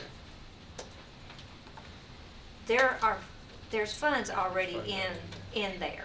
There's already money set aside, and every year there's an amount set aside for claims and judgments. And Oh, in addition to this line item? But What basically I'm future saying here liabilities. is we got 1,200,000 in this line item if we approve that. this is not just the county, though. This is not just the county. I mean, in this fund, this particular fund, I'm very in awe. We're back to 1.1 million that we paid out of this fund on behalf of the county. We're fronting money for claims paid and for future claims paid that have not been settled yet. Okay. And so this money will go to the self-insured fund to set as a liability also for a claim that might not be paid until this time next year, related to something that's been filed. But if it does get settled before, Right. then it's got something in there to do. Right, exactly. Mark, of that $1.5 million that we've spent out of this fund, what percentage was spent for an employee that was terminated in a settlement? Since you handled that one. What percentage? Percentage of the 1.5. Add 1.1. 1.1. Well, wait a minute, we're adding another 400,000. That is to, Well, that's to replace funds Yeah, into the that's a fund. liability on, maybe an auto accident that still hadn't been settled So or we don't something. know So, about the other yeah. 400,000, or almost $500,000. So, Yeah. I would say the 1.1 that we've spent, probably a third of that. thank you. Or more. Or more, right, yeah. Probably more than a third. Maybe a half. For one case or for multiple cases? One case is a third of it. Yeah, that was. Yeah, it could be half. I think. Yeah, because there is 2 cases that has been settled this year, that's right. Yeah, I was thinking there was a second case. Yeah. Well, when I was chairman of steering, I always kept a running list of all lawsuits we had out coming to us as a report. Well, I don't think we do that now. So most of us are not up on that as well as we used to be. So.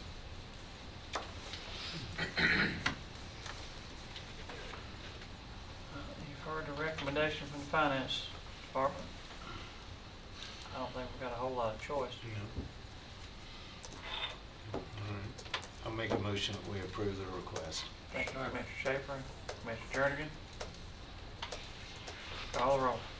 Commissioner Allen? Aye. Commissioner Baum? Yes. Commissioner Jernigan? Yeah. Commissioner Peak?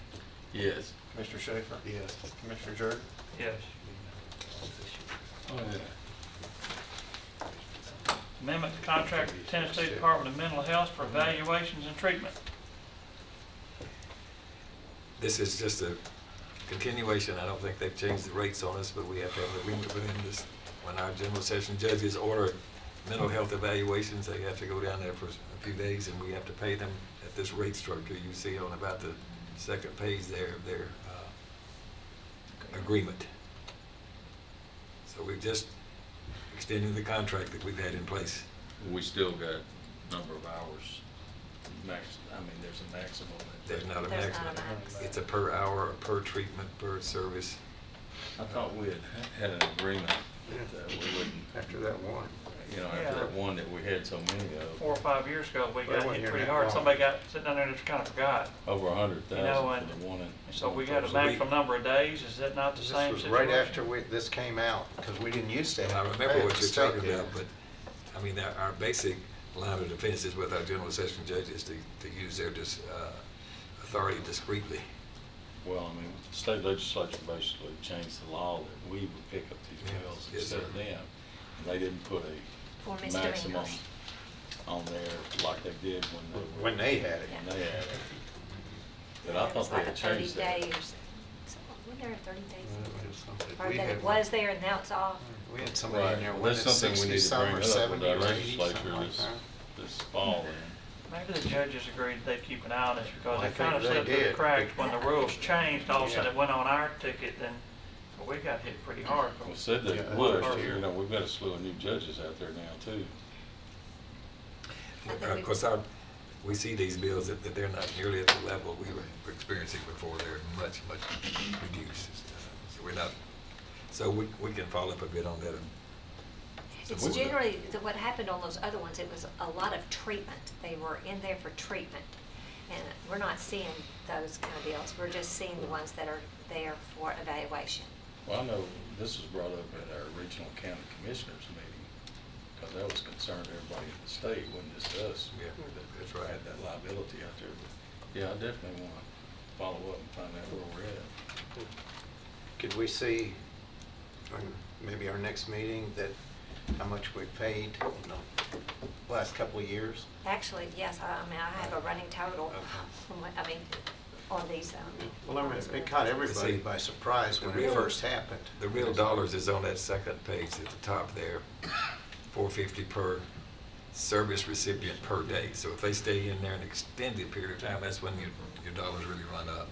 So we'll have to check. Generally, the bills that are coming, if you look on the second page of that, it's a charge.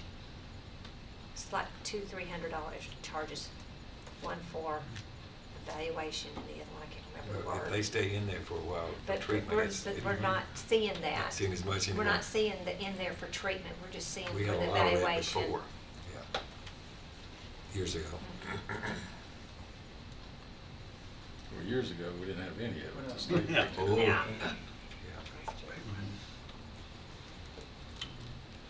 And their price, though, it hadn't changed, and it used to be, well, as long as you're gonna have to do it, it was a, quote, a good deal to get it from the state versus trying to find a place cheaper on our own, if I remember, right? I think the rates were higher than this at one point, and they, Well, I think what they had said, I mean, back when we rolled back, that this was a deal.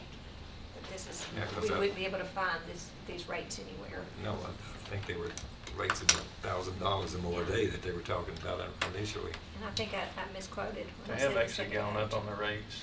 I pulled up last year's contract. It was $100 on the first line, $100 on the second line, Whoa. $200 on the third line. So that's services. Yeah, and I was just looking at that, and that 450 the same, look at that. $100 additional. Right, $100 additional, right, yes. And then the one that's 900 was 700 in last year's. And then the 450, you said the inpatient evaluation. So they did. Was that Yeah, 450 is the same as last year. Okay, that's, And the rest of the rates are the same. So it's just the two evaluations at the top, or the three evaluations at the top, and then the outpatient competency. Widest paragraph there has gone up by $200, and the rest of the rates are the same, looks like. Is it possible to find out, well, just say on the four that Mark just mentioned, find out what it would be in a private facility, just for the cost for the same service? I guess anything is possible. I don't know what private facility would do this. Well, somebody's I don't got to know. do I'll the have to mental work health on that. stuff besides the state, I would think. I don't know. Outpatient competency to stand trial. I could make a call around White County and see if they're all doing the exact same thing. It says here this will go into effect July 1st, so we might have time to push this back and look at it again next month or whatever, because they just sent us a contract and changed the numbers however they see fit themselves, and Yeah. I've got a bit of a problem with just, Rubber stamp that? yeah, just rubber, and they could change these numbers to whatever they want, you know, and Well, and you got no choice is what it is. Of course, that happens a lot, doesn't it, in different areas? we're at the bottom of the food chain as far Yep. as politics goes. Also, their description says the purpose of this amendment is to extend the term of the contract. It doesn't say anything about the rates changing, so we might need to call and check with them and see This if. contract shall be effective July 1, 2015. Is this retroactive on the, It just extends it a year. It started in 2015 last year. But the We numbers- approved the contract last year. Right. And It extend for extends 3 it- to 24 months? it extends it with Extends it different numbers? 12 months to June 30th, 17, right? We may want to confirm with them that the correct rates are in this amendment before we take this to commission next week. Want to table this till next month or defer this till next month to give the Mayor, Ms. Dunn, I know you've got a lot of spare time on your hands. Yeah. You can figure this out. Or give us you have a copy of the current one, which, Yeah. so you can give me a copy of that one. I don't have a copy of the current one. Did this check start with- somewhere else? Did this start in public safety or anything, or did this come No, through here? it did not. We could check with Williamson and Sumner, for example, maybe Knox, you know, some around that are sizes somewhat like ours, and just see what they're doing. Yeah, maybe they're doing this, maybe they have no choice. But it'd nice be to get some confirmation instead of extend the contract and prices go up, and they don't tell you. This is effective July 1st, it looked to me like, unless I missed something, we have the ability to hold on to this for a month. So, Well, I'll make a motion, we defer to the next table the next month, or defer to next month, and so we can get more information about the rate. thanks, Commissioner Schaefer. Second, Mr. P. All those in favor say aye. Aye. Opposed? Get the bills, I need a copy. So Another thing on your to-do list, Mr. Mayor. look at the details. Maybe Mr. King can work on that when he gets through writing his grant proposal over the weekend. But I mean, these rates. For one person, it's always $600. Because I remember when it came out, man. Are we ready to move on, or you all still? Go ahead. Will. Information on litigation tax increase. Okay, you do have some information on your iPad there, but what we have here is two different pieces, really. Some 2 or 3 years ago, there was a discussion regarding the $10 litigation tax that was in place to fund judicial buildings, jails, etc., construction, and at that point in time, we thought that it was determined that we thought that was inappropriate for us to be charging that, along with the other $25 that was already in the statute. So there has been a recent 2016, I believe, litigation tax. Attorney General's opinion saying yes, you can still charge that $10 plus the $25 that goes with it for those same purposes. So one thing that the steering committee has recommended is that we reinstate the $10, okay, put it back. And the second thing is, with the construction of our judicial building, the commission asked our state legislative body to authorize Rutherford County to put in place an additional litigation tax for the same purpose of paying for debt and interest and construction costs with respect to a judicial building, jail, etc. And they passed that legislation. Rutherford County is the only one with this additional authority that's been granted by that legislation. And it allows Rutherford County to put up to an additional $50 for that same purpose. So the steering committee has recommended that we re-implement the 10 plus implement the entire allowable $50, so that would be an additional $60 that could go forward and be collected by those that are able to pay for the debt service for a new judicial building, or basically that's the story. And the ones who don't have the ability to pay, the judges have the The ability to judges waive have the that. authority.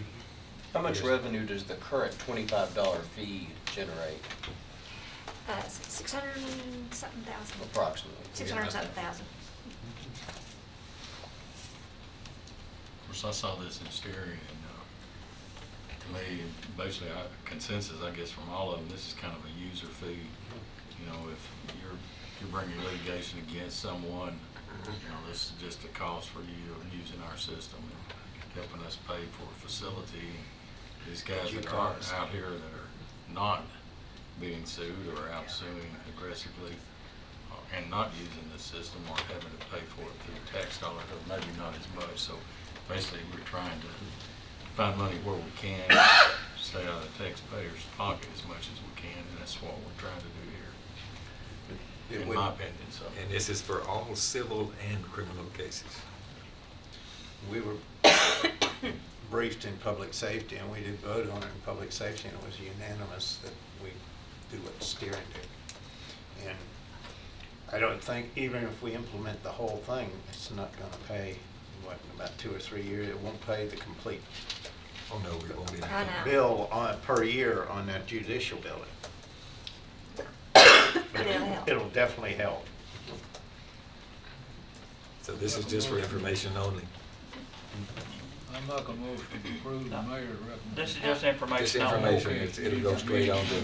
Steering will be presenting. Well, if we could still take a vote to back the steering committee, couldn't we? I mean, just It's on to the agenda for support. information only, and we Information and we only need on the the hotel agenda. motel tax and information Okay. only, so I think to be consistent, what is on the agenda for information only, in my opinion, ought to stay information only, but, you know. All right, okay. But, we had the discussion on hotel motel tax, 2016-17 budget overview. And if my calendar's correct, we start the process Tuesday night. Yes, we do. 5:30. 5:30, the fun begins right here next Tuesday. And we have books again this We year. have, yeah, because y'all didn't like doing it on the iPad, so. Where? Got you? Just take it and One down, it's got a name on it right there. That's Charlie. Not that they're any different, that we just want to be able to, if you lay it down, you know who it belongs to. Like your mama put your name on it. Next two guys. Well, we've approved the calendar. I could have skipped one. I guess, huh? Up to 16. Joe Franks. Next Tuesday's the 10th. And Mark, you want yours?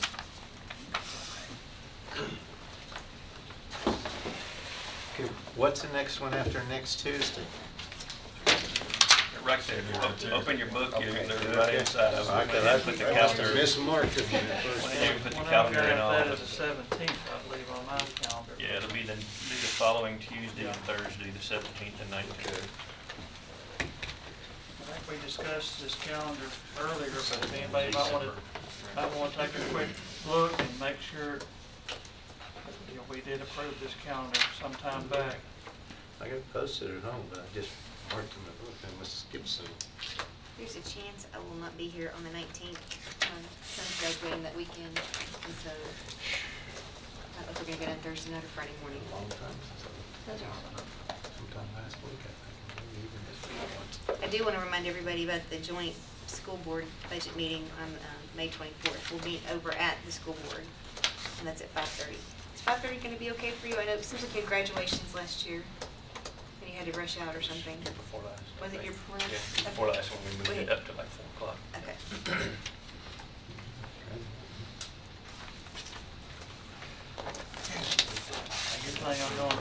I am.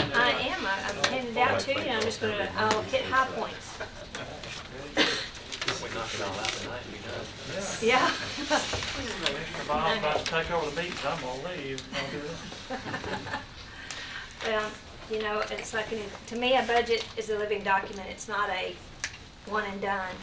Of course, that's what we do here, is just continue to look at the budgets and make those adjustments as necessary. All that to say, because I already know that there's some changes that we're going to make to it after we've already printed these out. But our starting point, okay. I kind of talked about earlier about committing funds, and we did some heavy fund balance adjustments. All that to say, those adjustments have not been reflected in our beginning budgeted assigned fund balance. And I use that term budgeted. It's not adjusted for any revenues that we think that we're going to get or any expenditures that we're not going to spend. I spoke with Mr. Sandvig, and as far as the schools will have a better number for you, what they think their ending fund balance will be at the May meeting, at the joint meeting, right? At our joint meeting. So just say, you know how we have these every year and we adjust them. These are just a budgeted number at this point.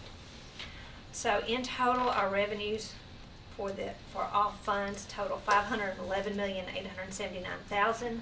Appropriations are at $528,995,000. And when I say that, that is work that is done to this point. It's where the road board has, what they've submitted. It's where the school board was at the date that they submitted. They'll have more work done, and the budget for them in here is as of, what was that, Jeff? May? April 20th. April 21st, just work through April 21st. As it stands, our revenues are under our appropriations by $17 million.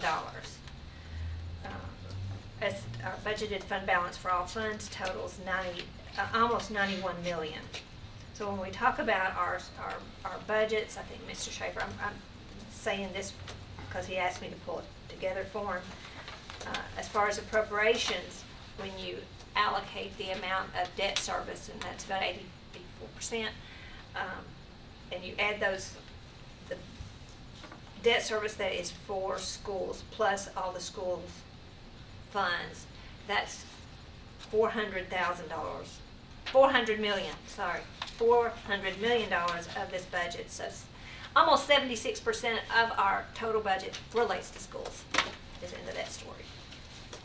As general fund stands, you can see our estimate should be at 15. Our ending fund balance should be 15% of our appropriations. Right now it's 11.6.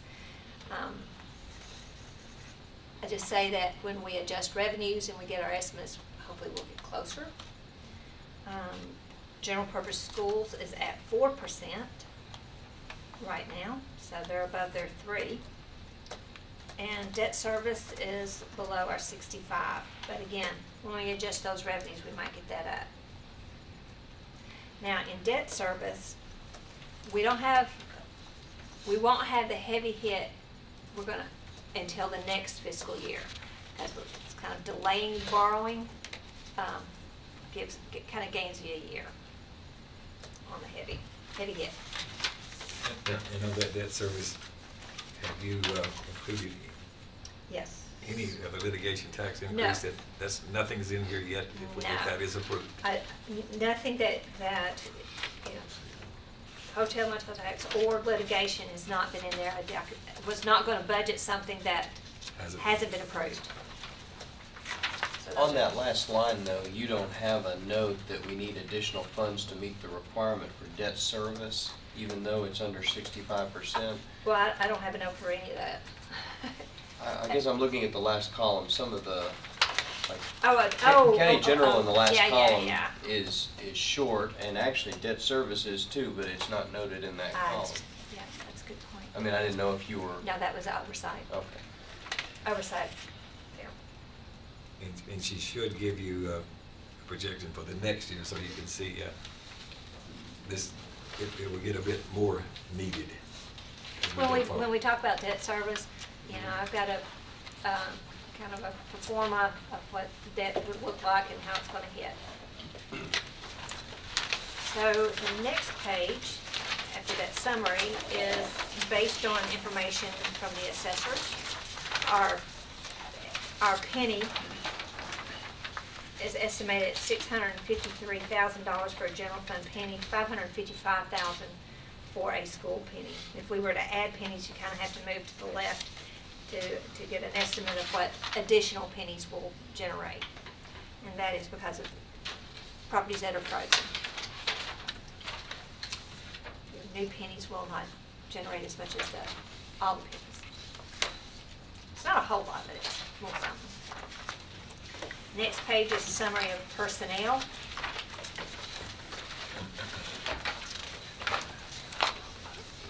We're not talking about that, just with that. All the summary pages up, we've got them in the front, so I didn't know if you want to take your whole notebook or you just want to take the top parts, but I'm on the page that starts with the general fund. And really all I want to talk about is not that, but the next page is development tax. Just kind of see where we are. We started this current year at $1,000,006. This is the money that I'm on the one that says fund balance restricted for capital. I think you're the only one that got that. Did I really? I didn't put that in there? Unless you got it in another order. Here we go, it's behind. Behind the people. Is it behind the people? Behind the positions. Where did I put it in there? They didn't do Oh, people. no, we'll talk about people. If y'all got people next, we'll talk about people. This is these are the positions that were requested.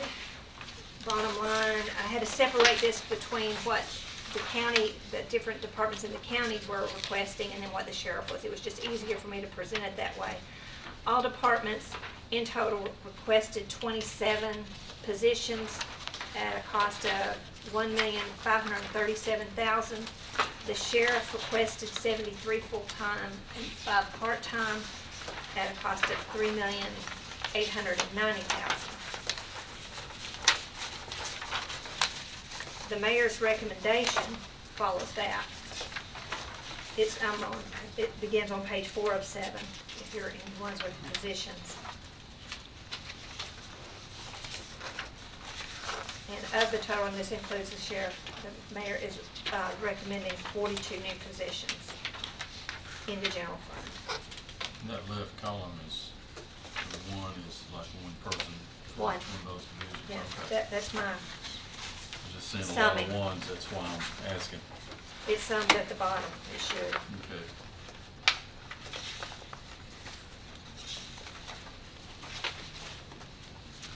And as far as other positions other than the general fund, there were positions requested in the ambulance fund that were requested, and the mayor has recommended.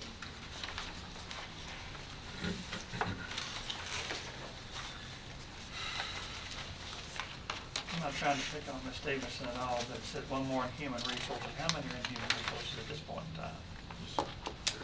Three. Three. You're going from 3 to 4? Yes.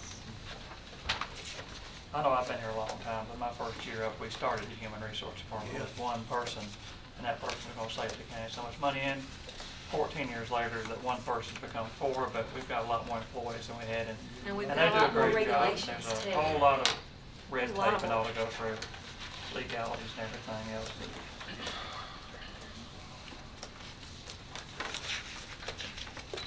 So we've got some work to do.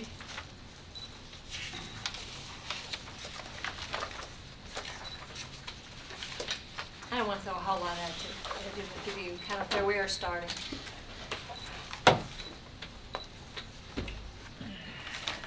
It's like Christmas. Isn't it? We're gonna talk about that. Oh, wait, y'all finally get to the development tax. Okay. Mine's in front. I'm gonna tell you, it's been some long nights up here, okay? All right, just to know where we are in the development tax, because that may make a difference to y'all. What page is that on? It's right after your It's right after You're all on the it right people. there. After all the people. Keep on going. Flip, it looks like Keep this. on flipping. You had it open, one more page, I think. There it is right There it is, that one right there. So we started the year, and this is our reserve for capital. This is what I'm speaking to. So we began the year with $1,636,000. We estimated $1.2 million. We've amended $77,000 more into that, recognizing that in there. We've got an additional $910,000 that we've not amended into the current budget. We began the year appropriating the 1.2 for sheriff's vehicles, GIS, fire, and OIT. We've amended money out for the library project, for the, if you remember that, 200. We've got another 200 in next year's budget. And the 77 was to purchase the additional property near, I say Florence Road, but that's not in Singer Road? Singer Road. Singer Road.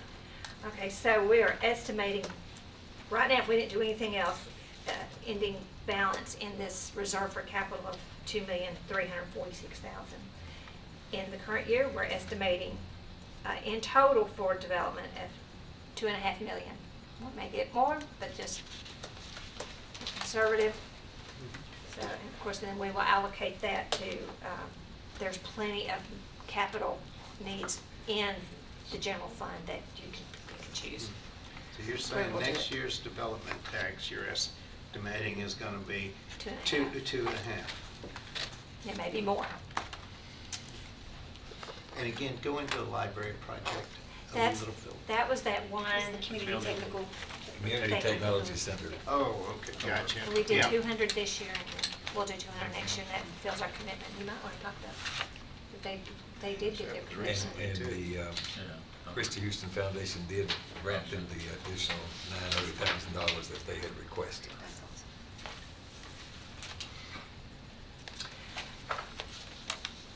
We'll talk about this more, but the sheriff had asked that I move some positions at transport officers from the jail more to the sheriff's department. I've left it the same for now, just so it's easy to do some comparative, but that's one thing I'm gonna ask y'all is just, once you approve his budget, whatever it is, I'm gonna move those positions out of the jail and move them up into the sheriff's department. It's transport, it's the people. It's transparent, there's no change in cost or anything there, it's just. It's just really moving the positions out of the jail and putting it into the sheriff. And I spoke to some folks and they said it's done both ways. It's not a problem to have it in the sheriff's. All these budgets that we had back on the first page, The summaries? yeah, just the amounts, like for the general purpose school, the cafeteria general fund, that would include all employee salaries in those also, Yes. including what may happen, you know, any raise or something? Okay. Yes. So, you know, it's just like. Are you talking about in us or Oh, schools? for- Everybody's? Everybody's. It's already reflected on the Ambulance, all rates. that. Yes, Yeah, that okay. one step. We didn't do any changes to our salaries, other than it's just the next step. Okay.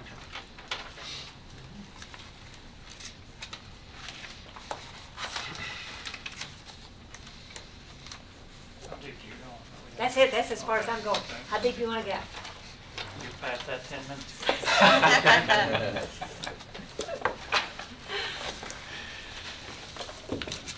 So, Tuesday, we will be meeting and starting with community learning, well, really all the administrative type things.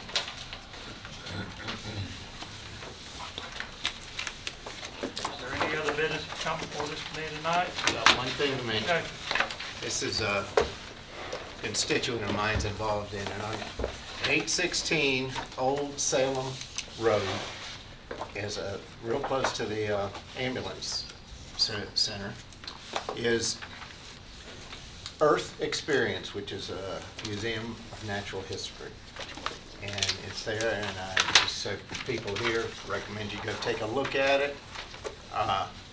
They have a full-size replica of a Tyrannosaurus Rex out there that they put together, and I mean, it's sharp, and it's just worth the time to go out. And I'm saying this so all the people can hear about it because it's kind of out of the way, but it's on Old Salem. They're open from 11 to 4, Thursday through Sunday, and like I said, it's an experience. They go out and they go to a dig in Montana every summer, some of them out there. There's a professor, used to be at MTSU, and several of them are going through at MTSU. And Earth Experience is the name of it. So, anybody on the I had school no idea board? that was right over on Old Salem Road. And anybody, any commissioner, they go there, they'd be happy to see you and pick your brain as you go through, and you can get your own personal tour. Believe me, I know it. Okay. One other item Mark reminded me is that the budget that is in everybody's notebook will be on the internet. So the public can help us and watch too. Transparency is always a good thing. Anything else come for us tonight? If not, we are adjourned. Thank you very much.